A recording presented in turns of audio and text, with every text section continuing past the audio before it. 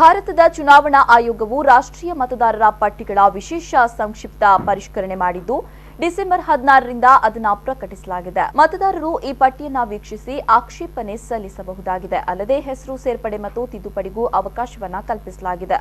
ಇದೊಂದು ವಿಶೇಷ ಪರಿಷ್ಕರಣೆ ಪಟ್ಟಿಯಾದ ಕಾರಣ ಮತದಾರರು ಜಿಲ್ಲಾಡಳಿತದೊಂದಿಗೆ ಸಹಕರಿಸಲು ದಕ್ಷಿಣ ಕನ್ನಡ ಜಿಲ್ಲಾಧಿಕಾರಿ sinduroopesh ಹೇಳಿದರು.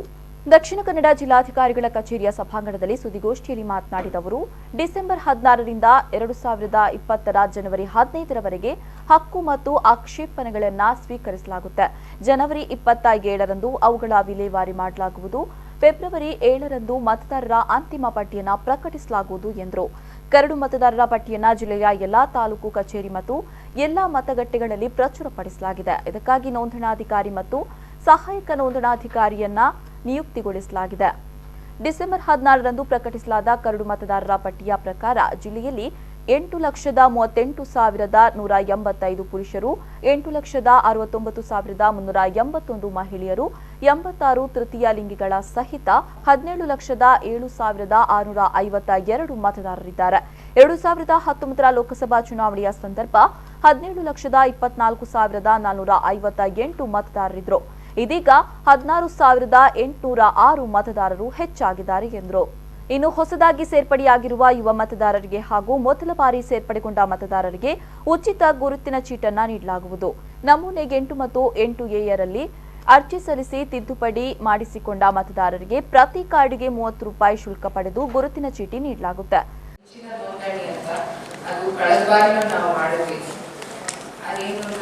ಸ್ಪೆಷಲ್ ಡೇಸ್ ಅಲ್ಲಿ ನಾವು ಅಂದ್ರೆ ಈ ವರ್ಷ 6 ಜನವರಿ ಮತ್ತೆ 8ನೇ ಜನವರಿ ದಿನಾಂಕ 1/1/2020. ಸೊ ಆ ಡೇಟ್ಗೆ 18 ವರ್ಷ ಯಾರು ಕಂಪ್ಲೀಟ್ ಆಗಿದೆ ಮತ್ತೆ ಅವರಿಗೆ ಮತದಾರರ ಪಟ್ಟಿಯಲ್ಲಿ ಹೆಸರು ನೋಂದಾಯಿಸಿಕೊಳ್ಬೇಕಾಗಿದೆ ಅಂತವರು ಈ 2 ದಿನ ನಮ್ದು ಬೇರೆ ಬೇರೆ ಕಡೆಯಲ್ಲಿ ನಾವು ಅದನ್ನು ಹೇಳ್ತೀವಿ.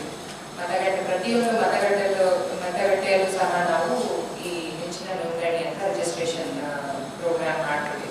ಸೊ ಆ ಹೋಲ್ ಡೇ ಅಲ್ಲಿ ಕೂತ್ಕೊಂಡಿರ್ತಾರೆ, ನಮ್ಮ BLOs ಇರ್ತಾರೆ, ಮತ್ತೆ ಲೈನ್ ಸ್ಟಾಫ್ ಇರ್ತಾರೆ. ಈ ಅಭಿಯಾನದಲ್ಲಿ ಯಾರ್ಯಾರೇ ಹೆಸರು ಬಿಟ್ಟು ಹೋಗಿದ್ರು ಅವರು ಬಂದು ಅವತ್ತಿನ ನೋಂದಣಿ ಮಾಡ್ಕೋಬೇಕು ಅಂತ ಅಪೀಲ್ ಮಾಡ್ಕೋಬೇಕು.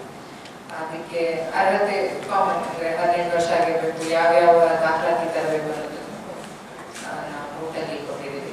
ಸೊ ಈ ವಿಷಯದ ಬಗ್ಗೆ ಒಂದು ಡ್ರಾಫ್ಟ್ ರೂಲ್ ಆಲ್ರೆಡಿ ಪಬ್ಲಿಷ್ ಆಗಿದೆ. ಅದಕ್ಕೆ ಆಬ್ಜೆಕ್ಷನ್ಸ್ ಇದ್ದರೆ ಸಾರ್ವಜನಿಕರು ಅದನ್ನು ನಾವು ಕೊಡಬೇಕು. ಮತ್ತೆ ಎರಡನೇದಾಗಿ ಯಾವ್ದಾದ್ರು ಹೆಸರು ಬಿಟ್ಟು ಹೋಗಿದ್ರೆ ಈ ಮಿಂಚಿನ ನೋಂದಣಿ ಅನ್ನೋದನ್ನು ನಾವು ಮಾಡ್ತಾ ಇದ್ದೀವಿ. 6 ಜನವರಿ ಮತ್ತೆ 8 ಜನವರಿ 2020 ಆವತ್ತು ನಾವು ಕೊಡೋ ಈ ಫೆಸಿಲಿಟಿನ ಎಲ್ಲರೂ ಉಪಯೋಗಿಸಬೇಕು. ಕರಾವಳಿ ಉತ್ಸವವನ್ನು ಜನವರಿ 3ರಿಂದ ನಡೆಸಲು ಸೋಮವಾರ ಜಿಲ್ಲಾ ಉಸ್ತುವಾರಿ ಸಚಿವ ಕೋಟಾ ಶ್ರೀನಿವಾಸ್ ಪೂಜಾರಿಯ ಅಧ್ಯಕ್ಷತೆಯಲ್ಲಿ ನಡೆದ ಸಭೆಯಲ್ಲಿ ನಿರ್ಧರಿಸಲಾಗಿತ್ತು. ಆದರೆ ಅನಿವಾರ್ಯ ಕಾರಣದಿಂದ ಜನವರಿ 3ರ ಬದಲು ಜನವರಿ 10ರಿಂದ 19ರವರೆಗೆ ನಡೆಸಲಾಗುವುದು ಎಂದು ಜಿಲ್ಲಾಧಿಕಾರಿ sinduroopesh ತಿಳಿಸಿದರು.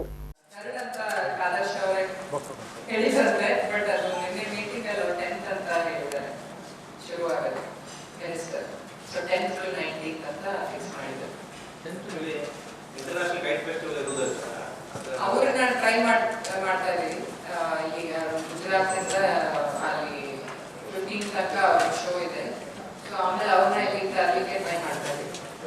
Kite festival so that's 10 to 19